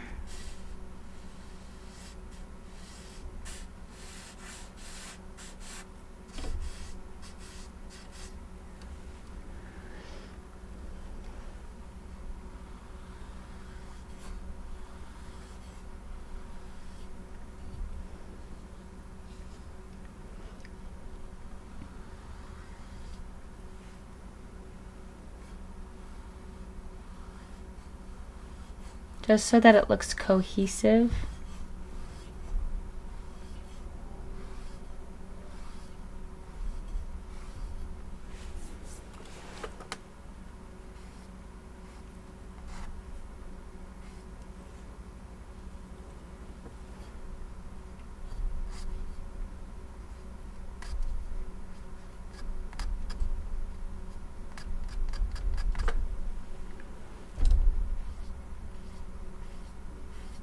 I'm using a very light brush, and light I mean like I'm not pushing very hard and I have barely anything on my brush.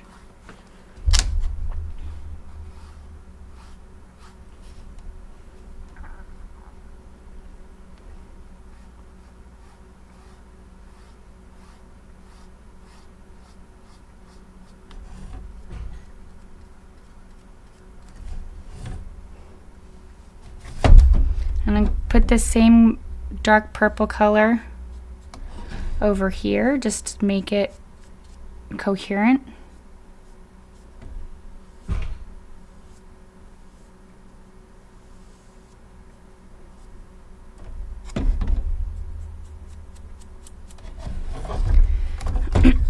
Okay. And let's go ahead and put on our white.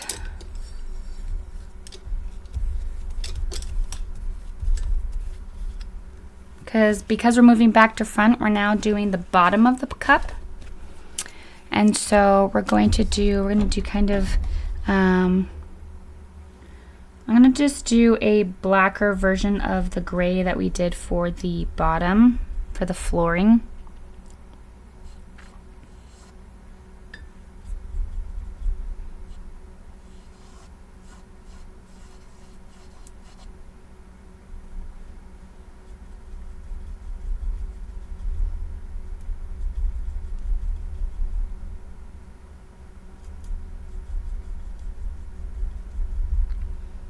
I may or may not add some purple to it. I lied. I'm going to add some purple to it. Just a little bit.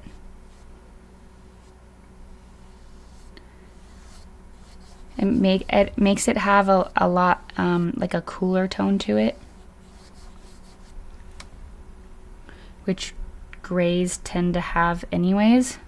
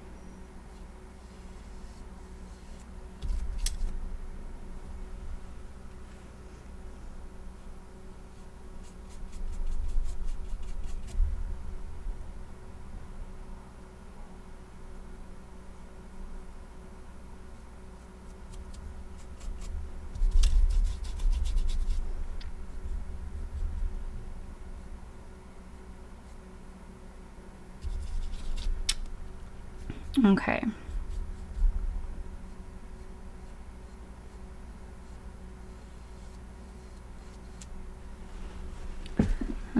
I think I'm gonna need to go a little bit darker.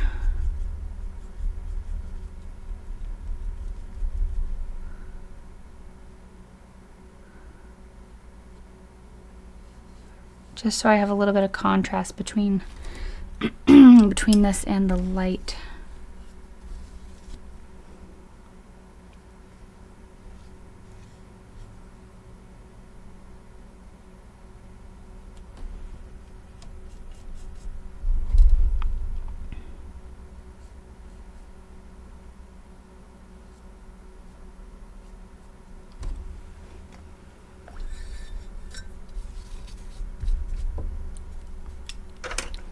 Okay.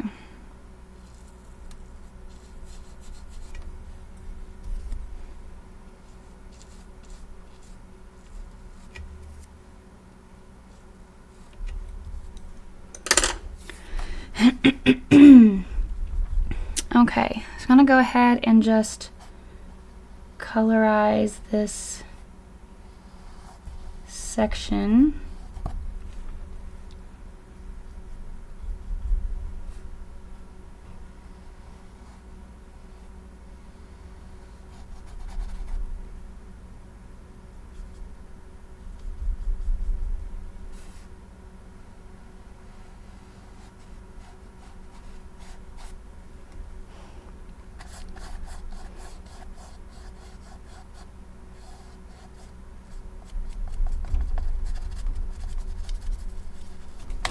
Oh.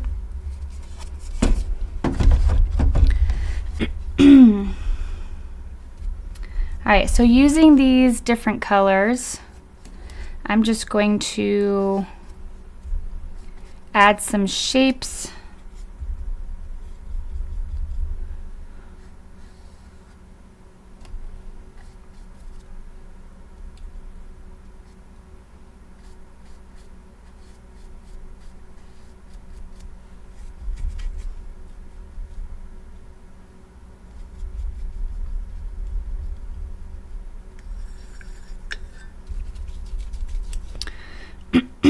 Okay, I'm gonna grab some white.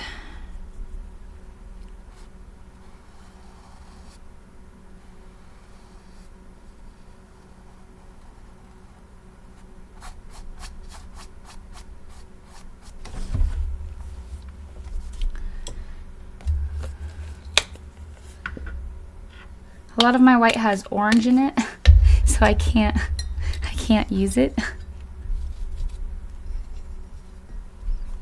Okay, but we were almost done with this painting, so bear with me.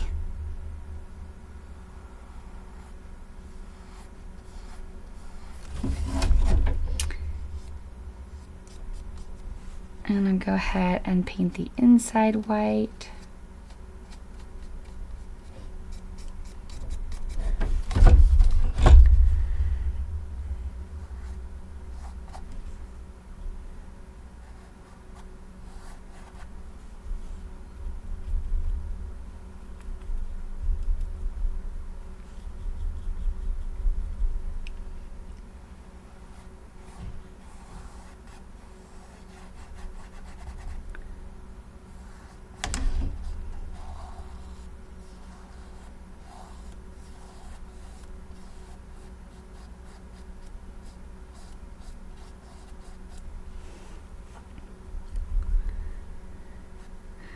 And now we're just kind of making shapes that make sense.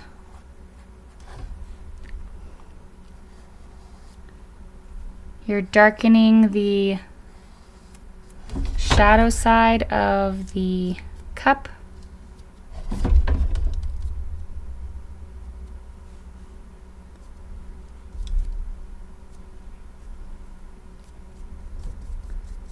I think I'm just going to cover up this tiny little corner that they had here. And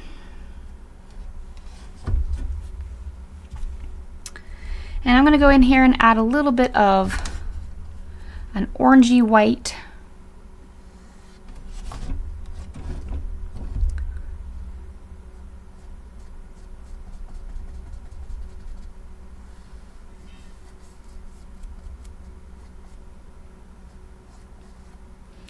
And then I'm going to add different colors to make it look like a reflection.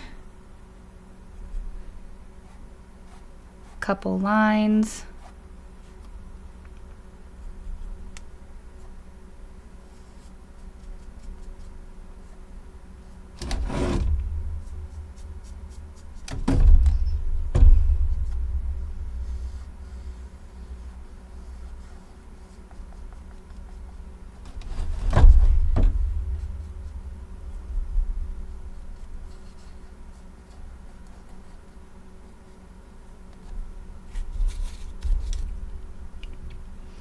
And then we come back, I'm going to come back in with white just to solidify this section and this top one.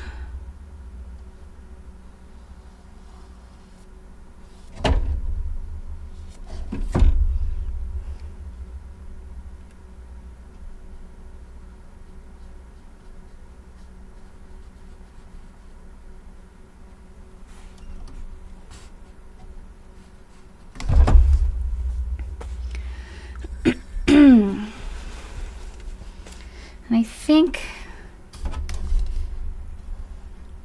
I think my handle needs to be a little bit bigger.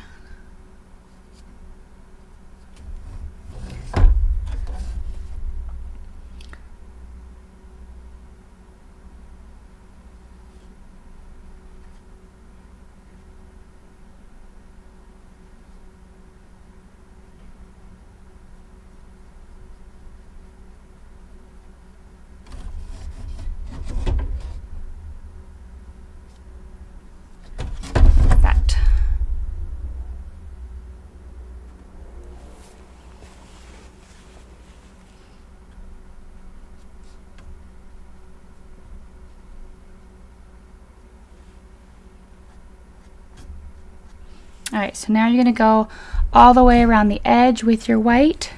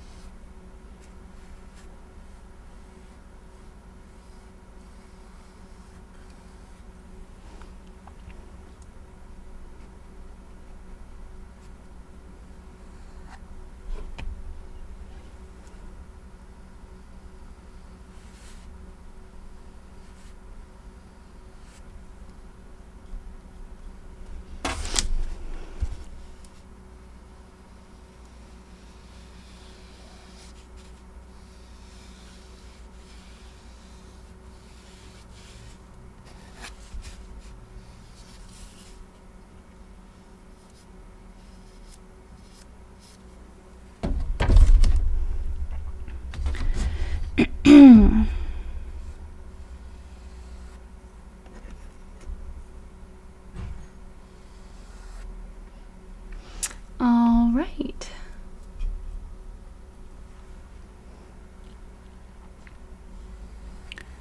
So as we finish this up, I would just like to say thank you so much for joining me. I really had a lot of fun painting this.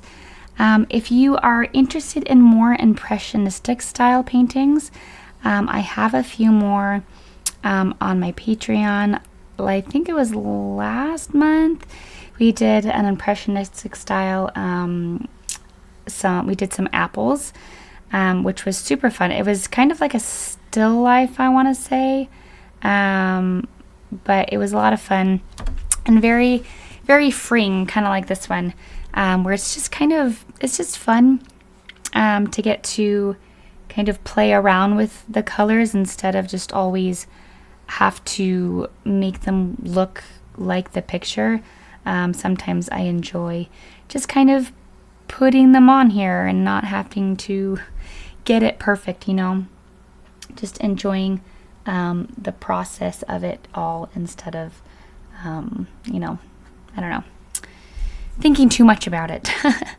But yeah. So if you want to join those classes, you can go ahead and look at my Patreon. I have a ton of classes in there. And then I also have a lot other classes on my Facebook, on my YouTube.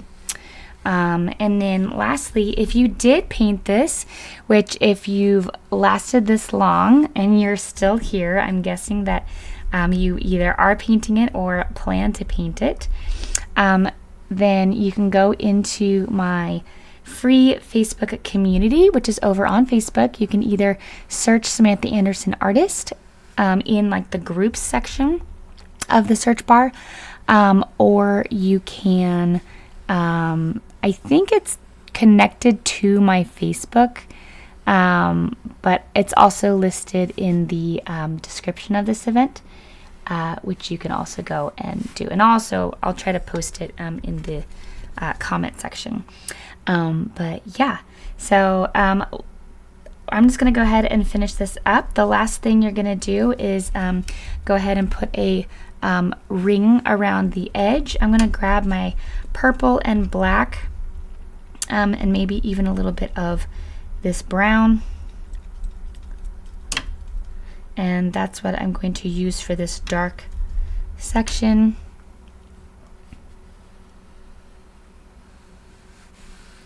Which, we did paint before, but I'm just going to go ahead and paint over it.